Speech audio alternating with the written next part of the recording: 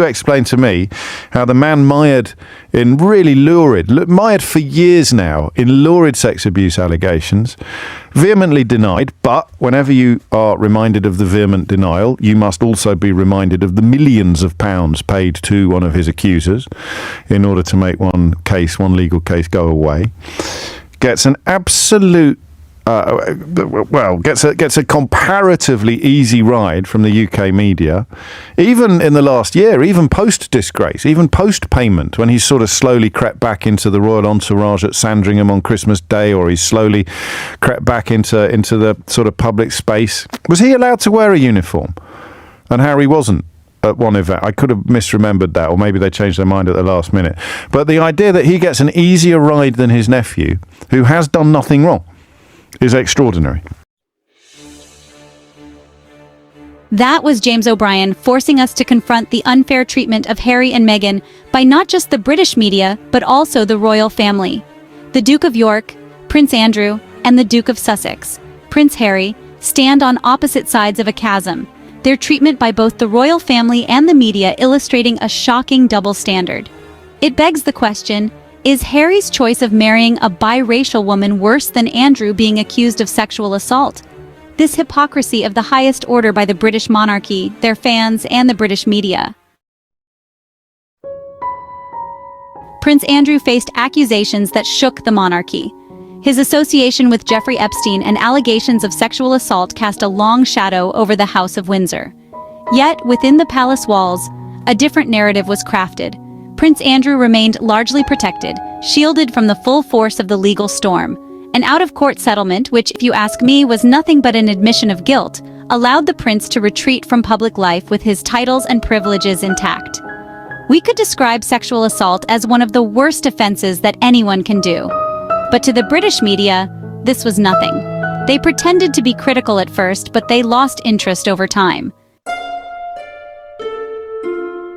In stark contrast, Prince Harry and Meghan Markle faced relentless criticism from the moment their relationship became public. Their decision to step back from royal duties, motivated by a desire to protect their mental health, was met with anger and accusations of betrayal. Stripped of their HRH titles and facing constant negative press, Harry and Meghan were punished for challenging the status quo. Even their attempts to share their side of the story were met with skepticism. Despite Harry moving away to a new country and continent for that matter, the British media has not quickly lost interest in the Harry and Meghan subject like they did with Andrew. In contrast, it seems the farther Harry and Meghan move from the monarchy, the more the British media's fascination with Harry and Meghan, and particularly Meghan. Every move, every word, every outfit has been dissected and analyzed through a lens of negativity, which makes you wonder, when has an outfit ever become more negative than an allegation of sexual assault? This contrast in treatment exposes a deep-rooted hypocrisy at the heart of the British monarchy. When a person with a lesser sin is more punished than that with a greater sin, you have to look at the difference between the two. And from this, we can all agree that race has played a significant role in shaping perceptions of both Prince Andrew and Harry and Meghan. Prince Andrew, a white man, has benefited from a system that protects and upholds the privilege of whiteness. Meghan, a biracial woman, faced scrutiny and criticism rooted in racist stereotypes. The British tabloid press painted and continue to paint her as a diva and a threat to the monarchy. The royal family's response to these scandals has been characterized by silence and reluctance to engage. Many monarchy fans have claimed that the reason why Andrew has received a better treatment from the royal family is Andrew deeply regrets it, and it was not intentional, while Harry and Meghan deliberately set out to cause as much damage to the royal family through interviews, TV shows, and books. Wow, the sexual assault was not intentional? Before I give any further comments, let's once more listen to James O'Brien. When you say, why has Harry ended up with such a kicking from the media, the idea that it's his own fault for refusing to dance to the media's tune, for writing his own books, for putting his own side of the story. And you say, well, he gives all these interviews. Andrew gave an interview to Emily Maitlis in which his entire life was sort of falling about his feet by the end of it, and he stood up and walked away thinking he'd played a blind. I mean, it just doesn't hold. I don't know about you, but O'Brien makes complete sense. Andrew was involved in an interview too, where he gave his side of the story. Why should Harry and Meghan be crucified for doing the same?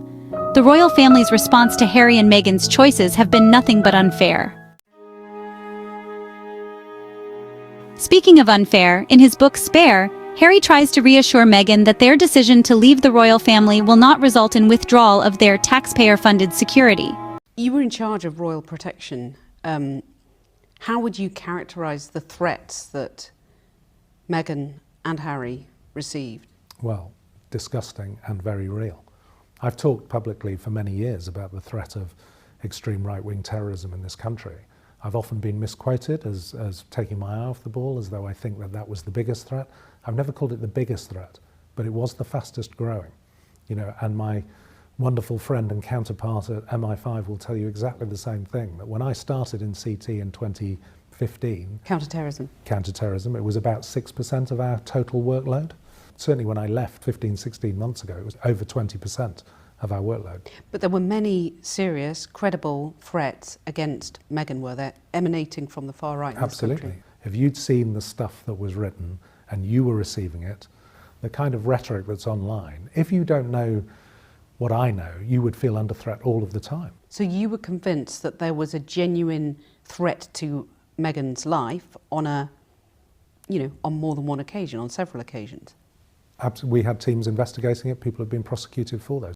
Harry writes, "Never, not in this climate of hate, not after what happened to my mother. Also, not in the wake of my Uncle Andrew, who is embroiled in a shameful scandal, accused of the sexual assault of a young woman, and no one had so much suggested that he lose his security. Whatever grievances people had against us, sex crimes weren't on the list. Well, we all know what happened. While Harry lost his security, Andrew maintained his. While Harry lost the Frogmore cottage, Andrew kept the Royal Lodge. While Harry was obliged to show up for his father's coronation in civvies, Andrew was allowed to wear his uniform. And let's not forget how the late Queen Elizabeth gleefully stripped Harry and Meghan of all the charities they were patrons of. Yet Prince Andrew remained to be patrons of his. This happened despite of organizations that Harry and Meghan were patronaging, begging the Queen not to remove Harry and Meghan, while the ones that Andrew was patronaging were begging the Queen to remove him as their patron. And I could go on and on. But bottom line is, the royal family and British media have chosen to punish Harry and Meghan simply because, as O'Brien put it, they refused to dance to their tune. And what was the tune, you wonder? The royal family, together with the British media, expected Harry and Meghan to stay silent to the constant racial bias, media manipulation, and abuse of power.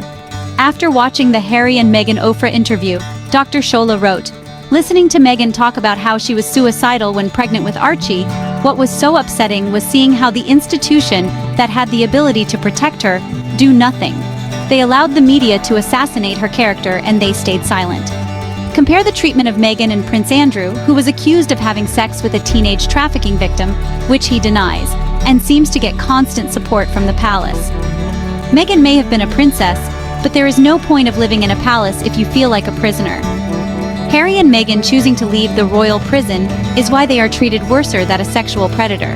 And this, ladies and gentlemen, tell us more about the royal family than it does about Harry and Meghan. But they are not alone. As Dr. Shola put it, "I have been speaking up for Meghan on TV and in the press. I don't need to have met her to know that the way she has been treated is wrong." Thank you for watching.